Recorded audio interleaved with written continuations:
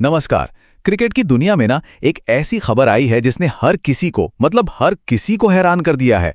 एक ऐसी टीम जो हमेशा खबरों में रहती है, जिसके फैंस सबसे ज्यादा पैशनेट हैं, वो टीम अब बिक चुकी है। जी हां, हम बात कर रहे हैं रॉयल चैलेंजर्स बैंगलोर की। लेकिन क्यों और आखिर कितने में? चलिए इस पूरी कहानी को परत दर परत समझते हैं। जी हाँ, स्क्रीन पर ये जो नंबर दिख रहा है ना, वो बिल्कुल सच है। 16,705 करोड़ रुपए, यही वो कीमत है जिस पर आरसीबी बिकी है। ये रकम इतनी ज्यादा है कि एक पल के लिए तो दिमाग घूम जाता है। लेकिन ये कहानी सिर्फ पैसों की नहीं है, बल्कि इसके पीछे छिपे कुछ बड़े सवालों की है। और सबसे बड़ा सवाल तो यही है, वही वो टीम जो हमेशा प्रॉफिट में थी, जो अभी अभी फाइनली चैंपियन बनी थी और जिसमें विराट कोहली अभी भी खेलने वाले थे, उसे आखिर बेचा ही क्यों गया? आज हम इसी सवाल का जवाब ढूंढने की कोशिश करेंगे। तो ठीक है, चलिए शुरू करते हैं। सबसे पहले ये देखते हैं कि इतनी बड़ी रकम देकर इस टीम को खरीदा किसने है। ये कोई एक कंपनी नहीं है, बल्कि एक बहुत ही मजबूत, कह सकते हैं, पावर प्ले है। आरसीबी को खरीदने के लिए भारत के 4 बहुत बड़े नाम एक साथ आए हैं। आदित्य बिरला ग्रुप, इन्वेस्टमेंट की दुनिया का बादशाह ब्लैकस्टोन, मीडिया का power house times of India group और नई सोच वाला इन्वेस्टर बोल्ट वेंचर्स। इन चारों ने मिलकर आरसीबी के 100% शेयर्स खरीद लिए हैं। जाहिर है, इतनी बड़ी डील किसी एक के बस की बात थी भी नहीं। चलिए अब जरा आरसीबी के सफर पर नजर डालते हैं। देखिए, ये सिर्फ एक क्रिकेट टीम की कहानी नहीं है, ये एक ऐसे इन्वेस्टमेंट की कहानी है जिसने सबको सच में हैरान कर दिया है।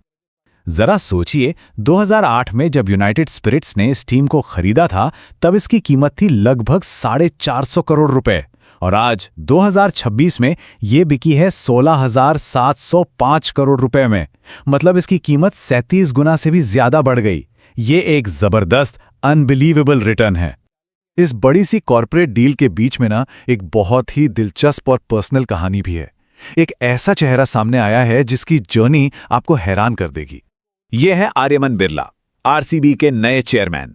2018 में राजस्थान रॉयल्स ने इन्हें 30 लाख में खरीदा था, लेकिन सिर्फ 1 साल बाद ही उन्होंने क्रिकेट से ब्रेक ले लिया, बिजनेस पर फोकस करने के लिए।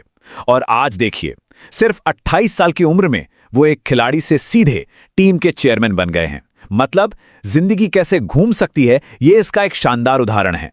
चलिए अब वापस उस बड़े सवाल पर आते हैं।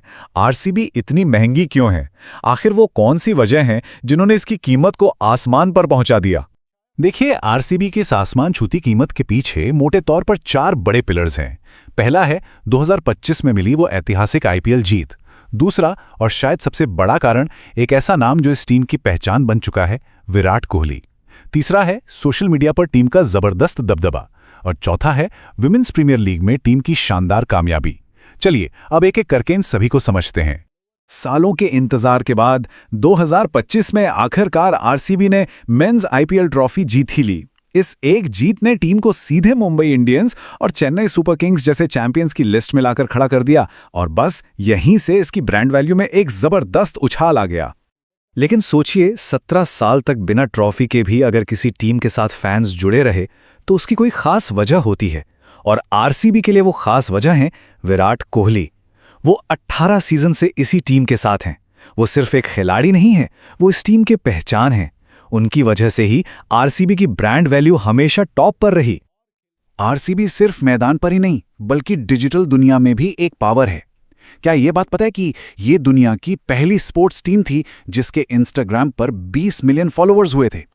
ये जो विशाल डिजिटल फैन बेस है ना, ये सीधे सीधे ब्रांड वैल्यू में बदल जाता है। और आखिर में आरसीबी की विमेंस टीम को बिल्कुल नहीं भूलना चाहिए। ये WPL की सबसे सफल टीम है, जो पहले ही 2 खिताब जीत चुकी है। इस टीम ने आरसीबी ब्रांड में एक जीत की आदत, एक विनिंग लेगेसी जोड़ी है, जिससे इसकी कुल कीमत और भी बढ़ गई है। तो अब हम ये तो समझ गए कि आरसीबी इतनी कीमती क्यों है, लेकिन इससे हम घूम फिरकर वापस उसी पहले सवाल पर पहुंच जाते हैं। आखिर सोने का अंडा देने वाली मुर्गी को काटा ही क्यों गया? बिजनेस की दुनिया में ना ये सवाल अक्सर आता है। जब कोई चीज अपने बिल्कुल पीक पर हो, तो क्या उसे बेचकर मोटा फायदा कमा लेना चाहिए या उसे और आगे बढ़ाने का इंतजार करना चाहिए? इसे ही गोल्डन गूज डिलेमा कहते हैं। तो सवाल यही है कि चैंपियन बनने के ठीक बाद टीम को बेचना, क्या ये एक स्मार्ट बिजनेस मूव था या फिर एक बहुत बड़ी गलती? खासकर ये जानते हुए कि विराट कोहली अभी भी टीम के साथ थे। इस पे सोचिएगा जरूर।